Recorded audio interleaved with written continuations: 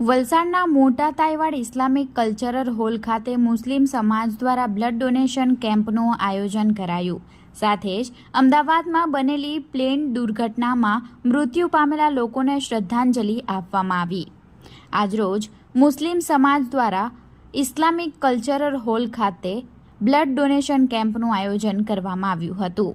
અકસ્માત તેમજ ગંભીર ઘટનાઓમાં ઈજાગ્રસ્તોને રક્તની જરૂરિયાત જણાતી હોય છે, ત્યારે સમય દરમિયાન રક્તની અછત ન વર્તાય તે અનુલક્ષીને વલસાડ મુસ્લિમ સમાજ દ્વારા કલ્ચરલ હોલ ખાતે બ્લડ ડોનેશન કેમ્પનું આયોજન કરવામાં આવ્યું હતું. મોટી સંખ્યામાં વહેલી સવારથી જ રક્તદાતાઓ રક્તદાન કરવા પહોંચ્યા હતા, જેમાં 200થી વધુ લોકોએ બ્લડ ડોનેટ કર્યું હતું. સાથે અમદાવાદમાં બનેલી પ્લેન દુર્ઘટનામાં મૃત્યુ પામેલા લોકોને શ્રદ્ધાંજલિ પાઠવવામાં આવી હતી. આ કાર્યક્રમને સફળ બનાવવા માટે મુસ્લિમ સમાજના આગેવાનોએ ભારે જહેમત ઉઠાવી હતી.